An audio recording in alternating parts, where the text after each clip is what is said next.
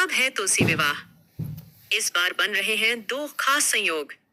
जाने पूजा मुहूर्त और महत्व। तुलसी विवाह करने से दाम्पत्य जीवन में सुख आता है और परिवार में सुख शांति बनी रहती है।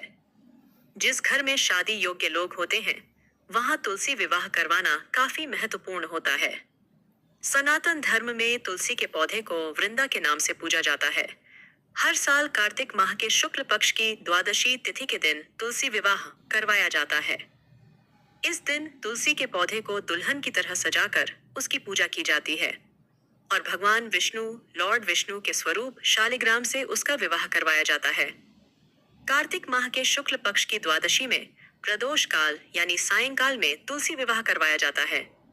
मान्यता है कि तुलसी विवाह करने से परिवार में सुख शांति आती है और दाम्पत्य जीवन सुखमय होता है। ये खास तौर पर उन लोगों के लिए ये बहुत शुभ है जिनका विवाह, मैरिज, किन्हीं कारणों से लंबे समय से नहीं हो पा रहा है।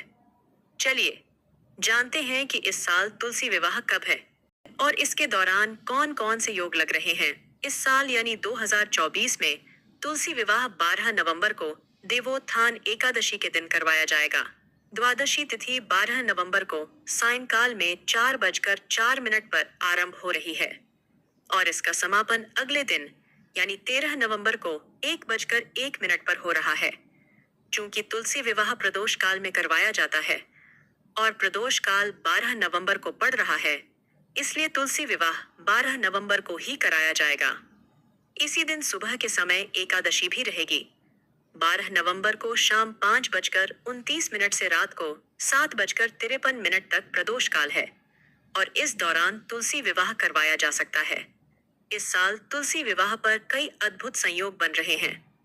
तुलसी विवाह के दिन सुबह 7:52 से सर्वार्थ सिद्धि योग लग रहा है। ये योग अगले दिन 5:40 तक रहेगा। इसके साथ साथ रवि योग भी लग रहा है जो मांगलिक कामकाज के लिए उत्तम माना जाता है। इस दिन हर्षण योग और वज्र योग भी लग रहा है। आपको बता दें कि इस दिन पूरे रीति रिवाज से तुलसी माँ और शालिग्राम स्वरूप का विवाह करवाया जाता है। इस दिन तुलसी के पत्तों को पूजा में जरूर शामिल किया जाता है। तुलसी विवाह क्यों कराया जाता है? तुलसी विवाह पर्व का सनातन धर्म में बहुत महत्व है।